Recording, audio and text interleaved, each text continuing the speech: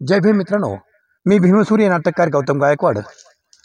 आज 19 फेब्रुवारी हे छत्रपती शिवाजी महाराजांची जयंती आणि या जयंतीनिमित्त मी आपणास माझ्या पद्धतीने छत्रपती शिवाजी महाराज यांना समजून घेण्याचा प्रसंग आपल्यासमोर मी व्यक्त करत आहे. आपण कल्पना करा की डॉक्टर बाबासाहेब आंबेडकर आणि छत्रपती शिवाजी महाराज यांचे विचार, यांचे आचार, यांची वागणूक नक्कीच आपण हा माझा विषय ऐकल्यानंतर नक्कीच म्हणाल की दोन्हीही महामानव आहेत. एकाच नाण्याच्या दोन्ही बाजू छत्रपती शिवाजी महाराज आणि डॉक्टर बाबासाहेब आंबेडकर. आपण कल्पना करा की या दोन महामानवांची भेट, या दोन युगनायकांची भेट झालेली आहे आणि ते दोघेही एकमेकांना काही प्रश्न विचारतात आणि दोघेही मिळालेल्या प्रश्नाला अतिशय योग्य आणि खरे उत्तर देतात. आजपर्यंत आपण कलम कसाईकडून जो इतिहास शिकलो तो इतिहास सत्य आहे किंवा नाही हे तुम्ही हे पूर्ण ऐकल्यानंतरच ठरवा. आणि जर व्हिडिओ नक्की आवडला किंवा यामध्ये काहीही शंका असली तर तुम्ही नक्कीच कमेंट करून कळवा. मी आपली वाट पाहतोय. आपल्या कमेंटला उत्तरे देण्यास मी तयार आहे. तर आपण या दोन महामानवांचे संवाद, या दोन महामानवांनी विचारले प्रश्न आणि त्यांनीच उत्तरे आपण पाहणार आहोत. ही संकल्पना आणि लेखन आहे भीमपुत्र टेक्सास गायकवाड, भारतीय रक्षक आघाडीचे संस्थापक आणि भारतीय प्रबुद्ध सांस्कृतिक चळवळीचे जनक भीमपुत्र टेक्सास गायकवाड. तर आपण अधिक वेळ न आपला घेता या आपण वाचनास सुरुवात करूया. जय भवानी जय शिवाजी. डॉक्टर बाबासाहेब, आपण जय भवानी जय शिवाजी लिहून प्रत्यक्ष खलितेची सुरुवात करता धन्य झालो आम्ही. महाराज, आपण बाबासाहेब, आपणच आमचा मुजरा घ्यावा. सर्व जगाने आपल्या समोर नतमस्तक होऊन आपणास जय भीमचा मुजरा केला असता. आपण आम्हाला का मुजरा करावा? महाराज, आपली महती जसजशी जगभर पसरत चालली आहे तसतसे आता जग पण आपल्या महान शौर्यापुढे आणि आपण शोषित आणि पीडित जनतेसाठी केलेल्या ऐतिहासिक कार्यापुढे आदराने मुजरा करू लागले आहे. पण बाबासाहेब, जगातल्या कोणत्याही महापुरुषाला जमला नाही असा महान पराक्रम आपण केला आहे. कोट्यावधी माणसांचा जन्म घेऊन देखील शेकडो वर्ष जनावरांपेक्षाही हीनजीने जगत होते. यांचे 33 कोटी शेकडो वर्ष त्यांच्यासाठी काही करू शकले नाहीत. त्या कोट्यावधी माणसांना माणसात आणण्याची, त्यांना समाजात प्रतिष्ठा देऊन त्यांचे जीवन सुखकर करण्याची आपण किमया केलीत बाबासाहेब. आपली बरोबरी जगातील कोणताच नेता करू शकणार नाही. महाराज, शेकडो वर्षे आपल्या देशातील शेतकरी, कष्टकरी, 12 बलुतेदार, आदिलशाही, कुतुबशाही, निजामशाही, मोगलाई आणि त्यांचे स्वदेशी हस्तक वतनदार कुलकर्णी, देशमुख, पाटलांच्या गुलामीत सडत होते. त्यांना पण आर्यभटांच्या 33 कोटी देवांनीच शेकडो वर्षातून गुलामीतून मुक्त केले. पण आपण मात्र मायेने शेतकरी, कष्टकरी, बाला बलुतेदारांना गुलामगिरीतून मुक्त केलं. त्या ऐतिहासिक शौर्याची जगातील कोणताही महापराक्रमी राजा बरोबरी करू शकत नाही. नाही बाबासाहेब, आम्हाला वाटते आपल्या कार्याची आम्ही देखील बरोबरी करू शकत नाही. महाराज, आमचे गुरु ज्योतिबा फुलेकडून आम्हाला प्रेरणा मिळाली नसती तर आमच्या हातून हे महान कार्य घडलेच नसते. म्हणून आमच्या कार्याचा श्रेय देखील आपणाकडेच जाते. बाबासाहेब, किती पराकोटीची विनयशीलता आणि बुद्धिमत्ता आपल्या ठाई आहे. आपणाकडे पाहून असे वाटते की भगवान गौतम बुद्धाची संपूर्ण बुद्धिसंपदा बुद्धाने आपल्याला बहाल केली असावी. त्यामुळेच बुद्धीच्या ठेकेदारांची पळताभुई थोडी झाली असावी. महाराज, अपेक्षितांना, दीनदलितांना गुलामगिरीतून पिचलेल्या रयतेला आपण जी मायेची ममता दिलीत, त्यावरून असे वाटते की भगवान बुद्धांनी आपल्या हृदयात सामावलेली करुणा संपदा केवळ आपणास बहाल केली असावी महाराज. त्याच संपदेवर आपण बलाढ्य बादशाहींचा पळताभुई थोडी केली असावी. आम्ही तलवार गाजवणारे आणि आपण बुद्धी तेजाने तळपणारे. शब्दाने आपणास कोणी जिंकू शकेल असे आम्हाला वाटत नाही. पण बाबासाहेब, आपण खलिता लिहिताना जय भवानी जय शिवाजी लिहिता, याचा बोध आम्हाला होत नाही. महाराज, आपल्या मागे बकरीकाराने शिवशाहीर म्हणवून घेण्यासाठी आपणास केवळ भवानी मातेने तलवार दिली म्हणूनच आपण स्वराज्यासाठी लढतात आणि त्यामुळेच आपणास विजय मिळाला असे लिहिले. खरंच आपणास भवानी मातेने तलवार दिली होती काय? अशा लबाड बकरकरांना आणि शिवशाहिरांना हत्तीच्या पायाखाली दिलं पाहिजे. अशा समाजकंटकांना कडेलोट केला पाहिजे. भवानी मातेचा आणि तलवारीचा काय संबंध? अशा प्रकारे खोटे नाटे लिहून नतद्रष्ट देवदिकांचे महत्व वाढवून भटभिक्षुकांनी तुंबड्या भरण्याचे काम करीत आहेत. निष्पाप रयतेला कर्मकांडात लोटत आहेत. हे सत्य आहे की भवानी मातेचे ठाणे आमच्याकडे होते. भवानी मातेला देवी म्हणून आम्ही भजत नव्हतो बाबासाहेब, तर त्या मातेने त्यागाचा जो महान आदर्श घालून दिला होता, समाजावर जे महान उपकार केले होते, त्या उपकारापोटी आम्ही भवानी मातेसमोर नतमस्तक होत होतो. जिजाऊ मासाहेबांची तशी आम्हाला शिकवण होती. मग आपल्या तोंडून भवानी तलवारीचे सत्य ऐकणे आम्हाला निश्चित आवडेल. बाबासाहेब, बाबासाहेब, आपले जन्मदाते शहाजी राजे हे आदिलशाहीचे सरसेनापती होते. पोर्तुगीजांनी हितकमीने बनवलेले तलवार त्यांना नजर केली. त्यांना आपल्या शिवबाने स्वराज्य स्थापनेचे कार्य पार पाडावे असे वाटले, म्हणून त्यांनी तलवार आमच्या हाती देऊन, शिवबा, आम्ही तुम्हाला कुणाचे मंडलिक म्हणून पाहू शकत नाही. तुम्ही स्वतः स्वराज्य उभारणी करून त्यांचे छत्रपती व्हावे ही आमची मनीषा होय, असे सांगितले. मा जिजाऊ साहेबांनी आमच्या जन्मदात्यांना त्यांचे स्वप्न शिवबा पुरे करतील अशी ग्वाही दिली आणि त्याचबरोबर आमचे जन्मदाते शहाजी राजे आणि मा साहेबांचे चरण स्पर्श करून आम्ही स्वराज्य स्थापनेची प्रतिज्ञा घेतली. बाबासाहेब, बाबासाहेब, शहाजी राजांनी आम्ही आदिलशहाचे मंडलिक राहू नये म्हणून लहानपणीच पुणे परगण्याचे आम्हाला कारभारी बनवले. मा साहेब जिजाऊंच्या छत्रछायेखाली आम्ही स्वतंत्र झालो. प्रत्यक्ष आमच्या जन्मदात्यांनी आम्हाला स्वराज्याची प्रेरणा दिली असता माता भवानी अथवा इतर कुणी त्यांचे श्रेय देण्याचे कपटीपणा यांनी का करावा? बाबासाहेब, बाबासाहेब, आपणाला सुद्धा हेच वाटते की आम्हाला भवानी मातेने तलवार दिली म्हणून आम्हाला यश लाभले? नाही महाराज, कथापि नाही. महाराज, हे कलम कसाई त्यांनी आपल्या महापराक्रम झोकावण्यासाठी आणि जनसामान्यांना भटभिक्षुकांना गुलाम करण्यासाठी हे कुंभांड रचले आहे. हे आम्ही अभ्यासले. भवानी मातेने तलवार दिली म्हणून आपणास स्वराज्य स्थापनेला प्रेरणा मिळाली या भाकड कथावर आम्ही कधीच विश्वास ठेवला नाही. आपल्या महान कर्तृत्वासमोर आम्ही नतमस्तक होत असतो. आणखीन एका गोष्टीला खुलासा होणे आवश्यक वाटते, कराल? अहो, खुलाशासाठी तर आपले आगमन झाले आहे. आपण खुशाल खुलासे पुसा. काही गोसावड्यांच्या तोंडून असे ऐकले जाते की आपण हे हिंदवी स्वराज्य स्थापन केले ही श्रींची इच्छा होती. आपण काय खुलासा कराल? किती अवयव उठवतात हे पाजी. स्वराज्य व्हावे अशी यांच्या श्रींची इच्छा होती, तर मग त्यांना भजणाऱ्यांच्या माथी तुराणी, मुघल, निजाम, कुतुबशाही, गुलामी आणि चाकरी करण्याचे भाग्य त्यांच्या श्रींनीच लिहिले होते की काय? मग जर ही त्यांच्या श्रींची इच्छा होती, तर ह्यांच्या श्रींनी आमच्यावर ही जबाबदारी सोपवण्याऐवजी स्वतःच हिंदवी स्वराज्य का नाही स्थापले? आपल्या 33 कोटी उडान टप्पूंना नुसते फू जरी केले असते तरी हे मुठभर परकीय जगाच्या वेशीवर गेले असते. मग त्यांच्या श्रेणी असमर्थता दाखवून आमच्या चरणी याचना का केली असावी?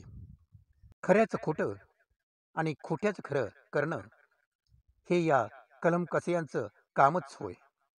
तसेच आपण म्हणे कोण्या गोसाव्याच्या मार्गदर्शनाखाली म्हणे हिंदवी स्वराज्य स्थापन केले व त्याच्या झोळीत ते स्वराज्य अर्पण केले व त्या गोसाव्याने सांगितल्याप्रमाणे हिंदवी स्वराज्याची धुरा ही त्या गोसाव्याच्या नावाने चालवली असे या दृष्टाने जागोजागी लिहिलेले आहे. अशा कम असलांचे हात कलम केले पाहिजेत. अशा नराधमांना मुलाहिजा ठेवताच कामा नये. जो गोसावड्या आदिलशहाचा चाकर होता, जो गोसावड्या मोगलांचा चाकरी करी, तो गोसावड्या मोगऱ्या विरुद्ध आम्ही स्वराज्य स्थापन करावे म्हणून आम्हाला कोणत्या तोंडाने सांगणार. आणि असा कावेबाजपणा त्या गोसाव्याने केला असता तर त्याचे पिछेत आदिलशहा आणि मोगल बादशहानी त्याचा खात्मा केला नसता काय. मग अशा स्वराज्यद्रोह्याला आपण मुसक्या बांधून बंदी का नाही केली महाराज. एकतर भगवी कफनी घालून आला तो अति आर्जवाने आमच्या राज्यात वास्तव्याची त्याने आम्हाला इजाजत मागितली. अशा घरभेंड्यांच्या मनसुबा कळण्यासाठी त्याला आपल्या स्वराज्यात ठेवण्याचे खेळ आम्ही खेळलो. पण आमच्या वळचणी राहिल्याच आमचा गुरु म्हणून हे भटभिक्षुत घोषित करतील. आम्ही मोठ्या कष्टाने मिळवलेले स्वराज्य त्याच्या झोळीत टाकले असे सांगतील व त्यांच्यासारख्या राजद्रोहाच्या नावाने पुढे आम्ही राज्य केल्याचा असा दावा हे करतील. याची कोण सुद्धा आम्हाला लागली असती तर अशाच आमच्या चरणी आम्ही किंचितही त्याला आसरा दिला नसता. त्या दादोजी गोंडदेवबद्दल वाटलेच मला हा प्रश्न आम्हाला विचारला जाणार. पण जो आयुष्याच्या शेवटच्या क्षणापर्यंत आदिलशाहीचा चाकर राहिला त्याने शेवटपर्यंत आमच्याशी वैर पत्करले. असा आमचा वैरी आमचा गुरु म्हणू सांगण्याचा नादानपणा हे नतद्रष्ट कसे काय करू शकतात. आणि तशी मूर्ख बडबड ऐकण्याचा नादानपणा तरी आमची रयत का करते ते जाऊ द्या. आपण जय भवानी सोबत जय शिवाजी असे आपल्या खलित्यात का लिहिले त्याचा बाबासाहेब तुम्ही खुलासा करा. महाराज, भवानी मातेचे ठाणे आपल्या राजवाड्यात होते, तसेच आमच्या घरात देखील होते. याचा अर्थ भवानी माता ही तमाम बहुजन बांधवाची आदर्श माता होती हे स्पष्ट होते. पण आम्हाला असे वाटते की भवानी हा शब्द भिक्कुनी या शब्दापासून तयार झाला असावा. भवानी माता कोणी मोठी भिक्कुनी असली पाहिजे जिने कठीण प्रसंगी समाजाला वाचविले असावे, समाजासाठी मोठा त्याग केला असावा, मोलाचे मार्गदर्शन केले असावे. म्हणून ब्राह्मणोत्तर बहुजन जो पूर्वी बौद्ध होता त्याने या भिक्कुनीला आदर्श मानले असावे व त्यानंतर भिक्कुनीची भवानी झाले असावे. म्हणून आम्ही जय भवानी लिहिली. आपणच खलित्याच्या सुरुवातीला जय भवानी लिहिता म्हणून आम्हाला ही स्फूर्ती मिळाली. मग आपण जय शिवाजी का लिहू लागलात. महाराज, ज्यांना काही गुरु मानले त्या क्रांतीसूर्य ज्योतिबा फुलेंचा पोवाडा लिहून आपणास आदर्श मानले, आपणास कुळवाडी भूषण संबोधले. थांबा बाबासाहेब, या थोडी आम्ही दुरुस्ती करू इच्छितो. ज्योतिराव फुलेंनी आम्हाला कुळवाडी भूषण संबोधले, पण त्याऐवजी त्यांनी आम्हाला शूद्रातिशूद्र पण म्हटले असते तर आम्हाला मोठे भूषण वाटले असते. पण ज्योतिबांच्या मुळे आपली महानता आम्हास कळली. आपण पददलितांना छातीशी कवटाळून त्यांना राजसत्तेचे वाटा दिल्या, देशाच्या राजकारणाला समतेची नवी दिशा दिलीत आणि भटभिक्षुक यांना आपले शत्रू मानित. ते मूळचे बौद्ध हे वास्तव आपले गुरुसंत तुकोबा राया हे बौद्ध म्हणून भटभिक्षुकांना ते शत्रुवंत, तसेच भटभिक्षुकांचा आपण विरोध आम्ही म्हटले. म्हणून आम्ही जय शिवाजी म्हणू लागलो, लिहू लागलो. या गोष्टीला आम्हाला महाडच्या संग्रामात खूप उपयोग झाला. यांचा हिंदू धर्म जगामध्ये सर्वात जास्त सहिष्णू आहे. म्हणजेच परकीयांचे पाय चाटून परकीयांच्या चरणी आपले सत्व भीती पोटी अर्पण करणारा आणि आपल्याच समाजातील अस्पृश्य ठरविलेल्या केवळ ज्ञानार्जन करण्याचा प्रयत्न केला. भिक्षुकांच्या संस्कृत भाषेचे अध्ययन करण्याचा प्रयत्न केला तरी आपल्याच देशातील दुर्बलांची जीभ छाटणार, त्यांचे डोळे काढणार, हात पाय तोडणार आणि कातडी सोडणार अशी क्रूरता पशुला सुद्धा लाजिवणारी असता. आम्ही आणि आमचा हिंदू धर्म जगातील सर्वात जास्त सहिष्णू म्हणून टेंभा मिळवणारे, अस्पृश्याचा नवरदेव वरातीत घोड्यावर बसला म्हणून त्यांचा मुर्दा पाडणारे, नवीन कपडे घातले म्हणून अस्पृश्यांना जीवनाशी मारून टाकणारे, कुत्र्या मांजरांचा स्पर्श केलेल्या पाण्याला अस्पृश्यांनी स्पर्श केला म्हणून त्याचे तुकडे तुकडे करणारे हे नराधम पहा. शेकडो वर्ष येथील खऱ्या भूमिपुत्रांना त्यांनी छळले म्हणून या अन्यायाविरुद्ध आम्ही रणसिंगी फुंकली. महाडच्या 14 तळ्याचे पाणी चाकण्याचा निर्णय आम्ही घेतला. महाडच्या परिसरातील बाजारी गावात काही गुप्त बैठका घेतल्या. भटभिक्षुकांच्या प्रचंड धार्मिक दहशतीत असणाऱ्या अस्पृश्य बांधवांना धीर देत या क्रांतिकारास तयार केले. मुंबई प्रांतातील महत्वाच्या कार्यकर्त्यांची जमाव केली. नाशिकमध्ये भाऊराव गायकवाड यांच्यावर संयोजकांनी जबाबदारी सोपवली. काही न्याय बुद्धीचे कोळी माळी मराठा व ब्राह्मण प्रेमाने पाठीशी उभे राहिले, परंतु सनातनी भिटभिक्षुकांनी अशिक्षित धर्मांध बहुजन बांधवांना महारमांगांनी आपला धर्म विटाळला, आपल्या पवित्र धर्माला अपवित्र केले म्हणून भडकविले. 14 तळ्याचे पाणी चाकून आपला न्याय हक्क प्रस्थापित करण्यासाठी आलेल्या दुर्बलांवर काठ्या लाठ्या घेऊन गाव आणि आसपासचे मानवी नव्हे अमानवी लोंढे आमच्यावर चाल करू लागले. उभारलेला मंडप मोडून टाकला. स्वयंपाकाची भांडी हसता व्यस्त भिरकावून दिली. निष्पाप अस्पृश्य बांधवांना जनावरांसारखे झोडपू लागले. अनेक जणांची डोकी फुटली. रक्तांचा अटळ होता. यावर उपाय केला नसता तर मोठा नरसंहार झाला असता आणि पुन्हा असा संघर्ष करण्याची हिंमत अस्पृश्य बांधवांनी कदापि केली नसती. नरपशूवर हल्ला करताना हर हर महादेव या घोषणा घेऊ लागले. ही सर्व शक्तीची मोठ्याने आरोळी दिली. मी मोठ्याने एक आरोळ दिली. छत्रपती शिवाजी महाराज की जय, शिवाजी महाराज की जय. ही घोषणा परिसर दुमदुमून गेला. आलेल्या मध्ये अडाणी बहुजन बांधव होतो. शिवाजी महाराज की जय ही घोषणा ऐकून तो जागी थबकला. त्यांच्यात फटभिक्षुकांची धांदल उडाली. आता पाय लावून पळण्याशिवाय त्यांना गत्यंतर नव्हते. महाराज आपल्या नावाच्या जादूत पुन्हा एकदा अस्पृश्य बांधवांना न्याय दिला. ही किमी आपल्या नावाचीच आम्ही सर्वांनी अनुभवली आहे महाराज, आम्ही सर्वांनी अनुभवली आहे. बाबासाहेब, महाडला आणखी एक महान क्रांती आपण केलीत, ती म्हणजे मनुस्मृती दहन. शेकडो वर्षांची यांची अधम्म परंपरा मोडणे म्हणजे काय? दिव्य नव्हे तर काय आहे? हा क्रांतिकारी निर्णय आपण कसा काय घेतला याचा खुलासा करावा.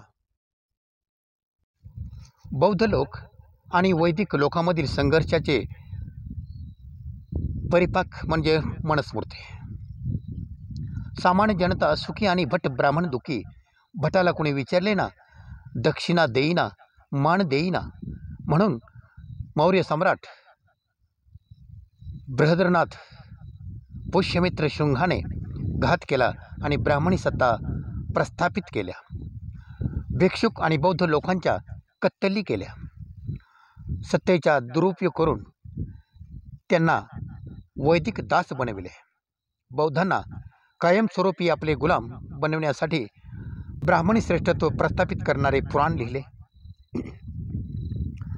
कडक निर्बंध सांगणारी, मानवतेला कलंकित करणारी मनुस्मृती याच काळात लिहिली गेली. या मनुस्मृतीने ज्ञानवंतांना ज्ञान नाकारले म्हणून समाज अज्ञानी राहिला. शूरांना शस्त्रे नाकारली म्हणून समाज दुर्बल झाला. देश परकीयांच्या ताब्यात गेला. समाज नीतिहीन झाला. समाजाचे व पर्यायाने देशाचे वैभव रसा तळाला गेले.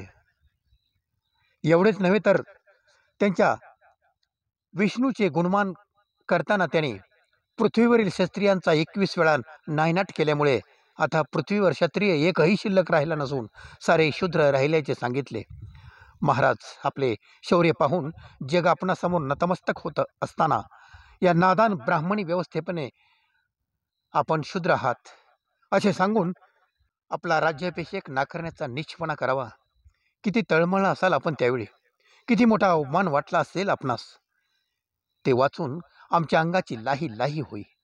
आमच्या छत्रपतींचा असा अवमान व्हावा हे मनाला सतत सलत होते. म्हणून अशा मानवद्रोही मनुस्मृतीला जाळण्याचा आम्ही निर्णय घेतला. हे व्हायलाच हवं होतं बाबासाहेब, हे व्हायलाच हवं होतं. ज्या मनुस्मृतीने वर्षानुवर्षे बहुजनांना भटदास बनविले, अज्ञानी ठेवले, शूरांचे शूरत्व नाकारले, स्वकीयांच्या माथी गुलामी आणि परकीयांच्या चरणी सलामी लादणाऱ्या मनुस्मृतीने केवळ शूद्रांचेच नव्हे, केवळ राष्ट्राचेच नव्हे, तर तमाम मानववंशाचे नुकसान केले. आमच्या पराक्रमाने आदिलशहा, निजामशहा, कुतुबशहा आणि मोगल बादशाही थरथर कापू लागली. रयतेचा अन्यायी आणि जुलामी सत्ता जाऊन शिवशाही अवतरायला हवी असे वाटू लागले. आम्हाला पण वाटले, एवढा मोठा पराक्रम आम्ही केलाय तर राज्याभिषेक करून घ्यायला काय हरकत आहे. आमची हजी हजी करणाऱ्या ब्राह्मणांच्या कानी आमचा मनसुबा घातला तर नराधन कानावर हात ठेवून म्हणाले, अभद्र अभद्र अभद्र, तुम्ही शूद्र आहात. शूद्राने राज्याभिषेक करून घेणे महापाप आहे. शूद्रांचा राज्याभिषेक करणे महापाप आहे, महापाप आहे. शूद्रांच्या राज्यात राहणे ब्राह्मणांनी नरकात राहण्यापरीस होय. असे तळमळलो आम्ही बाबासाहेब, असे तळमळलो संतापाने लाही लाही होई. परकीय असलेले आदिल, निजाम, कुतुब आणि मोगल यांना राजे चालतात, परकीय यांना राजे महाराजे चालतात, आणि आपल्या मातीत जन्मलेला, आपल्या रयतेचे दुःख दूर करणारा मात्र राजा म्हणून यांना चालत नाही. आपल्या रयतेला लुटणारे परकीय राजे म्हणून चालतात, आणि आपल्या रयतेला सुखी करणारा स्वकीय राजा यांना चालत नाही. परकीय राजाच्या राज्यात राहणे त्यांना स्वर्गात समान वाटते, आणि स्वकीय राजाच्या राज्यात राहणे यांना पातक, महापातक वाटते, नरक यातना वाटतात. तेव्हाच आम्ही ओळखलं होतं बाबासाहेब, या बटशाहीचा परकीय बादशहाशी छुपा तह झाला होता. राजकीय सत्ता परकीयांची व धार्मिक सत्ता बटभिक्षुकांची. दोघांनी एकमेकांच्या सत्तेत ढवळ करायचे नाही. दोघांनी मिळून रयतेला लुटायचं, प्रत्यक्ष परकीयांच्या सत्तेत ढवळाढवळ करायची नाही. अशा यांनी आणाभाका घेतल्यावर मग स्वकीय राजाला राज्याभिषेक हे कसे करणार. तो रामदास त्या दासबोधाद्वारे टीका करू लागला. देवी ब्राह्मणांनी सत्ता करी तो मूर्ख, परकीयांच्या सत्तेखाली मेंदे राहणारे देव ब्राह्मण मूर्ख नव्हे. या दृष्ट कपटीपणातील ते त्यांच्या अधर्माचा हवाला देऊ लागले. म्हणे शूद्रांच्या राज्यात राहणे ब्राह्मणासाठी महापातक आहे. राज्यातील सर्वात ब्राह्मणांनी एकजूट झाली. आम्हाचा राज्याभिषेक करण्यास कुणीच तयार होईना. आपण इतके पराक्रमी, क्रांतिकारी आणि आपणासारख्यांचा राज्याभिषेकासाठी त्यांची मनधरणी करावी हे मनाला पटत नाही. आम्ही सर्व शक्तिमान अशा औरंगजेबाची मनधरणी केली नाही, तर अशा लाचार आणि कपटी परकीय हस्तकांची मनधरणी कशी करणार. आम्ही ब्राह्मणाशिवाय राज्याभिषेक करणार मनसुबा केला, पण मासाहेब जिजाऊ म्हणाल्या, शुभा, या दृष्टाने आपल्याला मान्यता दिल्याशिवाय, या दृष्टाने राज्याभिषेक केल्याशिवाय तुम्हाला मान्यता देणार नाहीत. ब्राह्मण आणि परकीय एकमेकांच्या कराराला बांधील आहेत.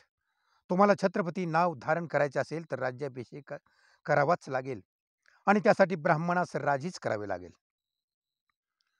मासाहेबांसमोर आमचा नाईलाज होता.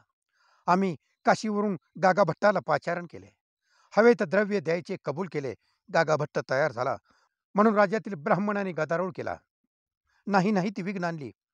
आम्ही राज्याभिषेकाकरिता निघालो असता रायगडाच्या पायथ्याशी 500 ब्राह्मण आडवे आले. हा अनर्थ करू नका, ब्राह्मणास महापातकात लुटू नका, धर्माज्ञा मोडू नका असे विनवू लागले. आमचा निर्णय पक्का होता. आम्ही त्यास सांगितले, राज्याभिषेकाचा आमचा निर्धार पक्का आहे, बाजूला व्हा, नाहीतर जीवानिशी जाल. पण ते धर्मांड हलेनात. आमचा नाईलाज होता. नुकत्याच फ्रेंच बंदुका आम्ही हस्तगत केल्या होत्या. आम्ही आदेश दिला, झाडा गोळ्या. धडाधड बंदुकीचे आवाज झाले आणि 500 ब्राह्मणांचे आम्ही मुर्दे पाडले. 500 ब्राह्मणांच्या जीवापरीस लाखो रयतेच्या भल्यांचा विचार आम्हाला महत्वाचा वाटला. गागाभट्टाने त्या पायी आम्हाकडून 5,000 होऊन दंड म्हणून वसूल केले. एका ब्राह्मणाच्या जीवापायी 10 होऊन 500 ब्राह्मणांचे 5,000 होऊन देऊ. गागाभट्टाला आम्ही म्हणालो, स्वराज्याच्या विरोध करणाऱ्या ब्राह्मणांची मोजदाद करा. सर्वांचे एक साथ आम्ही मुर्धे पाडू आणि एक रकमी दंड भरू.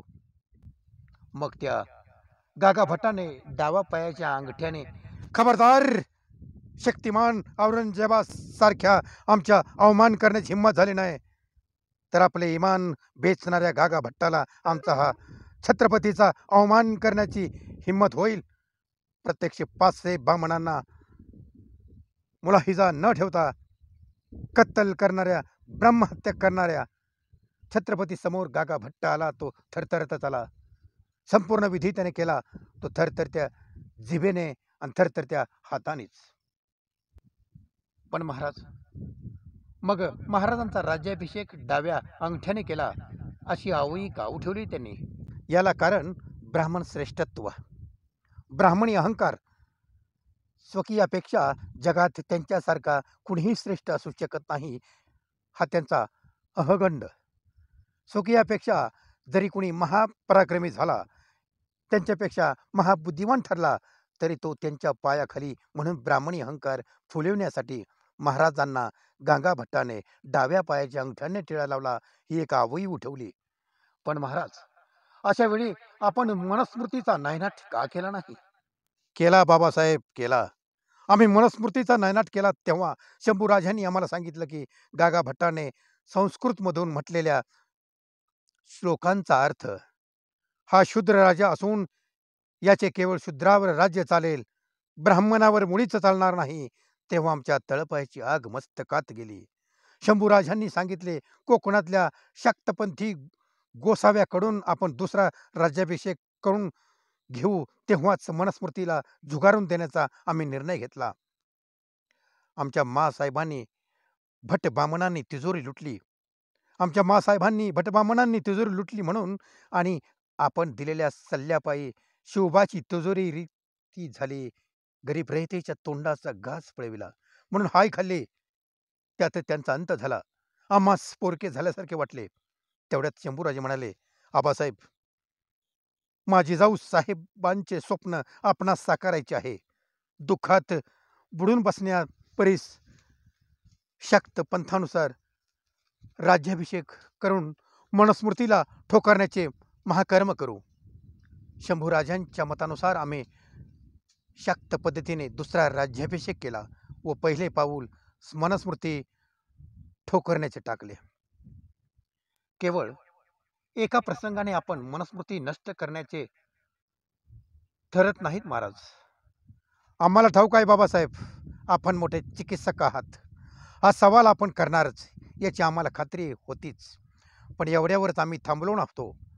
आम्ही आमच्या कृतीने सिद्ध केले की आम्ही मनुस्मृतीचा अंमल तर झुगारलाच आहे, पण त्यांच्या वैदिक धर्माची आम्ही नाळ देखील तोडली आहे.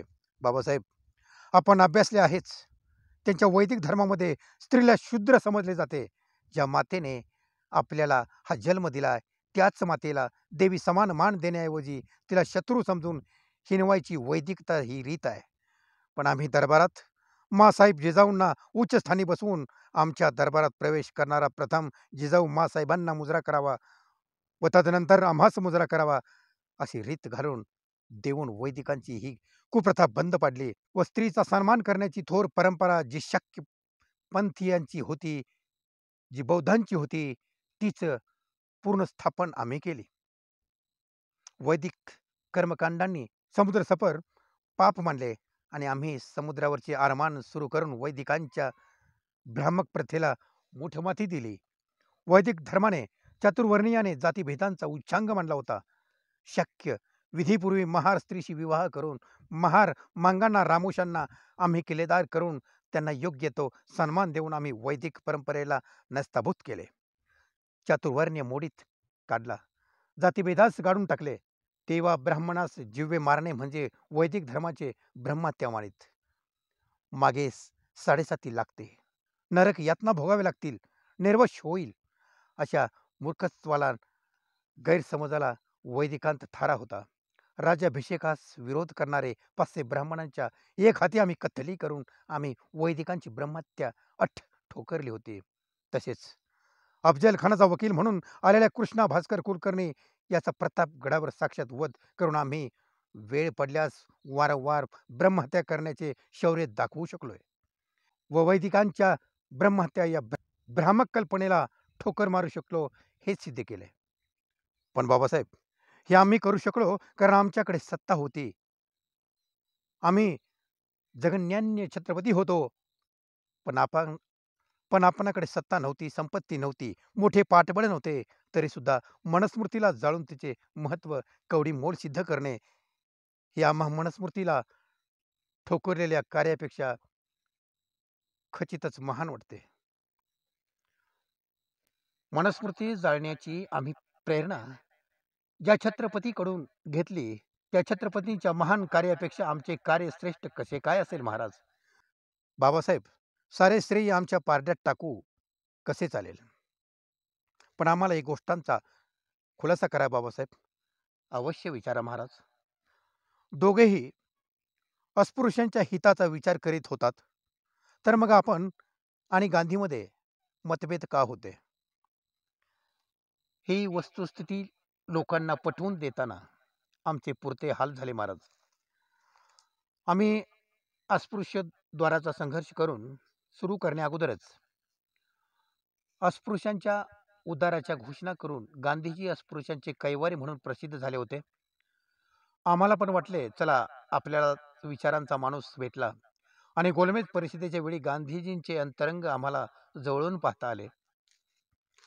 गोलमेज परिषदेमध्ये आम्ही अस्पृश्यांचे प्रतिनिधित्व म्हणून अस्पृश्यांचे प्रश्न आम्हाला मांडण्यासाठी, अस्पृश्यांसाठी स्वतंत्र मतदारसंघाची जेव्हा मी मागणी केली, उपस्थित सर्वांनीच सहमती दाखवली. परंतु गांधीजींनी अस्पृश्यांच्या मागण्यांना आणि माझ्या प्रतिनिधित्वाला जाहीर आव्हान देऊन मीच खरा अस्पृश्यांचा प्रतिनिधी आहे आणि आंबेडकर अस्पृश्यांचे प्रतिनिधी नसून त्यांना अस्पृश्यांच्या वतीने बाजू मांडण्याचा काडीमात्र अधिकार नाही, असे गोलमेज परिषदेत गांधीजींनी ठासून सांगितले. आता साधू संतांची जशी त्यांची प्रतिमा भारतीय आणि ब्रिटिश वृत्तपत्रात गांधीजींची तयार केली होती, त्यामुळे अर्धनग्न आलेले गांधीजी ब्रिटिश वृत्तपत्रात न वाचकांना संतच वाटू लागले. आम्ही त्यांच्यासारखे सुटापुटात होतो, त्यामुळे त्या सर्वांना आम्ही साधारण वाटलो. बाका प्रसंग उभा राहिला होता आमच्या समोर. ही बातमी वाऱ्यासारखी देशभर पसरली. देशभरातील अस्पृश्य बांधवांनी आपली भांडी कुंडी विकून गोलमेज परिषदेला तार पाठवल्या आणि अस्पृश्यांचे प्रतिनिधी गांधी नसून डॉक्टर आंबेडकर आहेत, बॅरिस्टर आंबेडकर आहेत, असा गांधीजींचा पहिला पराभव झाला. त्यांनी तो मनाला लावून धरला आणि सर्व शक्तीनिशी अस्पृश्याला स्वतंत्र मतदारसंघ मिळू नये म्हणून गांधीजींनी प्रयत्न सुरू केले.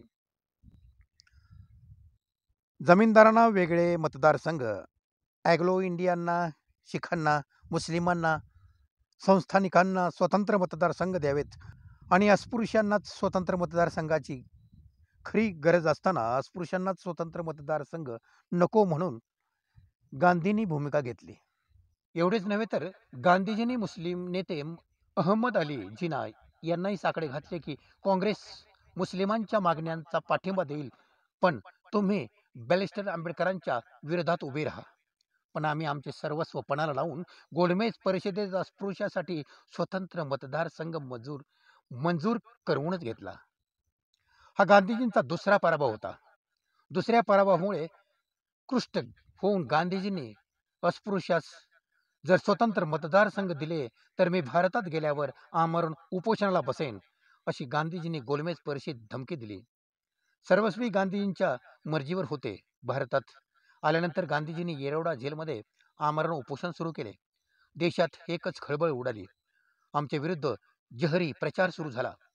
बॅरिस्टर आंबेडकर देशद्रोही आहेत, बॅरिस्टर आंबेडकर ब्रिटिशांचे हस्तक आहेत, बॅरिस्टर आंबेडकर गांधीजींना जीव घेणार. वातावरण दूषित झाले. फोनवर धमक्या येऊ लागल्या, माघार घ्या नाहीतर जीव मारू, गांधीजींचा जीव गेला तर नातेवाईकासकट सर्वांना मारून टाकू. रक्ताने लिहिलेली पत्र यायची. माझ्या रमाने तर हंबरडाच फोडला. अन्न वर्ज केलं. रोज काँग्रेसचे पुढारी गटागटात येऊन अस्पृश्यांच्या हक्काचं पाणी सोडायला सांगत. त्यांच्यासाठी गांधीजींचे प्राण महत्वाचे होते आणि आमच्यासाठी अस्पृश्यांचे हित. आम्ही ठरवले होते, जीव गेला तरी बेहत्तर, पण माघार घ्यायची नाही. मला रस्त्याच्या विजेला खांबाला लटकवले तरी चालेल, पण माझ्या अस्पृश्य बांधवांच्या हिताआड मी कुणालाच जाऊ देणार नाही. कुणालाच मी त्यांच्या आड येऊ देणार नाही. चौथ्या दिवशी गांधीजींची तब्येत खालावली. देशभर आमच्या विरुद्ध संतापाची लाट उसळली. अस्पृश्य बांधव देखील आमच्या बाबासाहेबांना हात लावला तर आम्ही एका एकाला जिवंत ठेवणार नाही अशा डरकाळे फोडू लागले. दोन्हीकडे पाठीराखी लढायास तयार होते. याबाबत युद्धजन्य परिस्थिती निर्माण झाली होती. आम्ही तडजोड केली नसती तर खरोखरच रक्ताचे पाटच वाहिले असते. गांधी नावाचा अहिंसेचा पुजारी ही परिस्थिती शांतपणे पाहत होता. रक्तपात थांबविण्यासाठी आम्ही काय करावे याचा विचार करू लागलो. कस्तुरबाचा निरोप घेऊन त्यांचा मुलगा आमच्याकडे आला. त्याने आईचा निरोप दिला, माझे कुंकू वाचवा. गांधीजींनी सुचवलेल्या संयुक्त मतदारसंघाचा पर्याय मला स्वीकारावा लागला. गांधीजींचा असा विरोध म्हणजे आश्चर्यच आहे. अस्पृश्योद्धारक म्हणून घ्यायचे आणि अस्पृश्यांच्या हिताआड यायचे. पण बाबासाहेब, इतिहास साक्षी देतो आहे की डॉक्टर आंबेडकर हेच अस्पृश्यांचे खरे उद्धारक होत. यावर कडी म्हणजे संसदेत अस्पृश्यता उच्चाटनाचा कायदा संसदेत आम्ही मंजूर करून घेतला. कायदा आम्ही मांडला, पण संसदेत जयघोष झाला, तो महात्मा गांधी की जय. पण बाबासाहेब, आपण केवळ अस्पृश्यांच्या प्रश्नावर नाही लढलात, संपूर्ण देश बांधवाच्या हितासाठी आपण भारतीय राज्यघटना लिहिली. मनुस्मृतीचा इतिहास जमा करून बहुजनांच्या खऱ्या स्वातंत्र्यासाठी आपण लढलात. आरक्षणाबद्दल घटना लिहिताना समाजातील 65% इतर मागासवर्गीयांना आपण आरक्षण मिळवून दिलं. ज्या इतर मागासवर्गीयांनी बांधवांनी आमच्या स्वराज्य स्थापनेत आम्हाला मोलाची साथ दिली होती, त्यांना आरक्षण देऊन आपण त्यांना योग्य ते इमान दिलं. ज्या दिवशी महिला आणि इतर मागासवर्गीयांना कळेल की त्यांची प्रगती डॉक्टर बाबासाहेब आंबेडकरांच्यामुळे झाली आहे, त्या क्षणापासून त्यांचे आयुष्य आंबेडकरमय होईल आणि तो क्षण लवकर येऊ घालतोय असे आम्हाला कळते. महाराज, जोपर्यंत महिला व इतर मागासवर्गीयांच्या डोक्यातले जाती श्रेष्ठत्वाचे विष नष्ट होत नाही, तोपर्यंत हे सारे माझी तळमळ समजून घेणार नाहीत. महाराज, आमच्या संघर्ष काळात गोलमेज परिषद हा महत्वाचा टप्पा होता. त्याप्रमाणे आपल्या इतिहासात अफजल खानाचा वध हा प्रसंग असाच विलक्षण असावा, नाही का? अफजल खानाचा वध हा प्रसंग तर फारच महत्वाचा प्रसंग. मासाहेब जिजाऊंनी आम्हाला आदेश दिलेला की आमच्या थोरल्या बंधूंना संभाजीला ज्या अफजल खानाने क्रूरपणे मारला, त्याच अफजल खानाचे जिजाऊ मासाहेबांना सिर हवे होते, सिर. आणि अफजल खान म्हणजे महाकाय हबशी होता. जसा क्रूर दिसे तसा तो भयंकर क्रूरपणे वागे. प्रतापगडावर अफजल खानाचा वध जरूर झाला, पण तो वध आम्ही मात्र केला नाही. आम्ही वध केला तो स्वराज्यद्रोही कृष्णा भास्कर कुलकर्णी यांचा. तो इतिहास एक आगळा आहे. कलम कसायाने तो इतिहास मोडून तोडून सोयीस्करपणे आपल्या हिताचा लिहिला आहे. त्यामुळे आजच्या पिढीची अवास्तव दिशाभूल होत आहे. विजापुरांच्या आदिलशहाचे एकामागोमाग एक किल्ले सर करून घेऊन विजापूरकरांच्या गादीवर बसलेल्या बडी बेगम साहेबांची आम्ही झोपच उडवली होती. त्यांनी महापराक्रमी अफजल खानाला आम्हाला ठार मारण्याचा मोहिमेवर पाठवले. प्रतापगडासह आम्ही हवे होतो. खान या पूर्वीचा वाई परगण्याचा प्रभारी होता. शेतकऱ्यांच्याकडून कुलकर्णी सारा गोळा करून खानाकडे जमा करीत. त्यामुळे सर्व ब्रिहवृंद खानाच्या सेवेत रुजू झाला. आमच्या विरोधातील जावळीचे चंद्रराव मोरे आदी रामदास करवी खानाच्या दिमतीला होतेच. रामदासाच्या सल्ल्याने एका कावेबाज वकिलाला म्हणजे कृष्णा भास्कर कुलकर्ण्याला खानाच्या सोबत ठेवण्याचा बेत केला गेला. चंडयज्ञ करून ब्रह्मा वृंदाने खानाला नैतिक पाठबळ देऊन खानाचा आत्मविश्वास वाढवला होता. रयतेमध्ये भीती पसरवण्याचे कार्य बृहवंद इमानाने इतवारे करीत होते. खानाला आमच्या मुसक्या बांधून विजापूरचा बेगम समोर आम्हाला पेश करून मोठी इनाम मिळवायचे होते. तर आमच्या सारख्या शूद्र राजाला राहण्याचे हे महापातक समजत होते. त्यांच्या मनुस्मृतीच्या आणि वैदिक धर्माच्या आज्ञा आम्ही झुगारल्या होत्या. अशा ब्रह्मवृंद आमचा बदला घेण्यासाठी आसुरलेला होता. आमच्यात बंदी बनवून वाईचा बामन वस्तीतून अवमान कारण मिरवून वाईतच आम्हाला ठार मारण्याचा ब्रह्मवंदांचा बेत होता. हैदर काझी आमच्या जीवाला जीव देणारा आमचा वकील होता. त्यांच्या सल्ल्याने आम्ही डाव खेळलो. कृष्णा भास्कर कुलकर्णी हा खानाच्या वकिलांच्या मेहुण्याचा गोपीपंत बोकील यांचा आम्ही आमचा दुसरा वकील बनवले. याला आम्ही खानाला फार घाबरलो आहोत. कृष्णा भास्कर कुलकर्णीद्वारे आम्हाला खानापासून वाचवा. खानास कृष्णा भास्कर कुलकर्णीस गोपीपंत बोकिलास मोठा नजराणा देऊ आम्हाला सांगावा पाठवा. निशस्त्र भेट व्हावी असे अर्जव केले. काम फत्ते झाले. नजराणा पाहून गोपीपंत बोकील मूर्छित होता. त्याच्या खबरीवर खान आणि कृष्णा भास्कर कुलकर्णी खुश होते.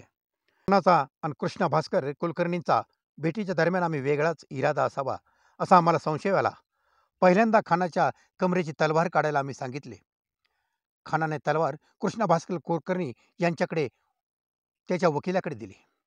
वलिंगनाच्या बहाण्याने खान आमच्याकडे आला. खानाने ताकद एकवटून आम्हाला घट्ट धरले आणि कमरेत दडवलेले खंजीर काढून आमच्या शिरावर त्याने वार केला. चिलकतामुळे केवळ आम्ही वाचलो. मग आम्ही दडवलेल्या वाघनखे काढली आणि खानाच्या पोटात गुपसली. खान या प्रतिकारास तयार नव्हता. तो घाबरला. दगा दगा दगा ओरडत तो बाहेर पडाला. जीव महाले यसाजी कंक आणि सहकार्याने खानाला ठार केलं. ते दृश्य आम्ही पाहत होतो. आम्ही बेसावध असतानाच खानाचा वकील म्हणून आलेल्या कृष्णा भास्कर कुलकर्ण्याने आमच्या कपाळी खानाने दिलेल्या तलवारीने वार करून आम्हास जीवे मारण्याचा प्रयत्न केला. आम्ही त्या स्वराज्य द्रोहास समज दिली. वेड्या, तू वकील आहेस, ब्राह्मण आहेस, आमचा शत्रू नाहीस, उगा का जीवावर घाला घालतोस. त्यावेळी तो स्वराज्यद्रोही म्हणाला, मी तुम्हास ठार मारणारच, पण आपण मला मारून ब्रह्महत्येचे पातक आपल्या शिरावर घेणार नाही ह्याची मला खात्री आहे. असे म्हणून पुन्हा त्या स्वराज्यद्रोहाने आम्हावर तलवार उगारली. आम्ही तात्काळ त्या नराधमाची तलवार हिसकावून घेतली आणि त्याच्या खांडोळ्या खांडोळ्या केल्या. आम्ही वध केला तो स्वराज्यद्रोही कृष्णा भास्कर कुलकर्णी यांचा, अफजल खानाचा नव्हे. पण महाराज, प्रतापगडावर आपण केवळ अफजल खानाची कबर बांधायची परवानगी दिली व देखभाल करायला दानही दिले. कृष्णा भास्कर कुलकर्ण्यांचा प्रतापगडावर मागमूसच ठेवला नाही. असा भेदभाव का? खान आमचा जरी शत्रू असला तरी खान पराक्रमी होता. काहीही करून आम्हाला ठार मारणे हा त्याचा इरादा होता. खानाने आम्हाला ठार मारणे किंवा आम्ही खानास ठार मारणे हा आम्हा दोघांचा धर्म होता. खानाने दगाबाजी करणे हा युद्धनीतीचाच भाग होता. त्यामुळे खानाचे वागणे एका लढावयास शोभणारेच होते. म्हणून जिथे युद्धात खान धारातीर्थ पडला त्याच प्रतापगडावर खानाची कबर बांधून खानाच्या शौर्याची आम्ही गौरव केला. पण तो कुलकर्णी वकील होता. त्याचा धर्म होणाऱ्या तहाचे लिखाण करणे, दोन पक्षात समेट घडवून आणणे या पलीकडे काम नव्हते. पण कृष्णा भास्कर कुलकर्ण्याने अपराध केला होता. त्याचा वध करणे आमच्यात धर्म होता. अशा स्वराज्यद्रोहाची निशाणी प्रतापगडी ठेवणे कदापि शक्य नव्हते. बाबासाहेब, आपले जन्मदाते सुभेदार रामजी बाबा सैन्यात होते. दिलदार शत्रूस कसे वागवावे हे त्यांच्याकडून आपण शिकलाच असाल. महाराज, आमचे जन्मदाते सुभेदार रामजी बाबा देशाच्या शत्रूच्या सैन्यात होते. आपण महती असाने उभे केलेले स्वराज्य, आपण स्थापिलेले शिवशाही कपटाने बळकावून पेशवाई उदयास आली होती. सम्राट अशोकाच्या वारसाने कपटाने ठार करून जशी ब्राह्मणी सत्ता स्थापित केली तशीच पेशवाई स्थापित झाली. शिवशाहीचा घात करून, महापराक्रमी संभाजी महाराजांचा घात करून ब्राह्मण सत्ता बहुजनांच्या माथी थोपविणारे कारस्थान झाले. अस्पृश्यांचे हाल तर दैनीक झाले. ब्रिटिश पेशवाईचा चाल करून आले. त्यावेळेस सिद्धनाथ आणि महाराजचे म्होरके पेशव्यांच्या बापू गोखल्याकडे गेले आणि आम्ही ब्रिटिशाविरुद्ध लढतो, आम्हाला साथ द्या, पण आमच्या माथ्याला अस्पृश्यतेचा डाग पुसा, आम्हाला माणसापरी जगू द्या. पण त्याच्याच पेशवाई ब्राह्मणी धर्मकांडाच्या धुंदीत होती. तुमच्या साथीची आम्हाला जरूर नाही. भेदभाव हे आमच्या धर्माचे श्रेष्ठत्व आहे. आम्ही तुमच्या माथ्यावरील अस्पृश्यतेचा कलंक जन्मोजन्मी ठेवणार. आमचा धर्म भूतलावर असेपर्यंत हा कलंक पुसून टाकता येणार नाही. नाईलाजास्तव महार सैनिक ब्रिटिश फौजेत सामील झाले. पेशवाईच्या विरोधात लढले. केवळ 500 महार वीरांनी पेशव्यांचे 25,000 सैन्य कापले.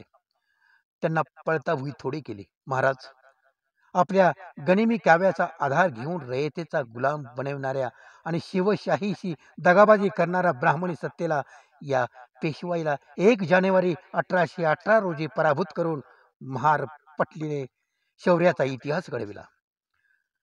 आमच्या प्राणप्रिय महाराजांशी गद्दारी करणाऱ्या पेशव्यांचा खात्मा करून शौर्य महार बटालियन निर्माण केले. सुभेदार रामजी बाबा महार बटालियनचे भरती झाले होते.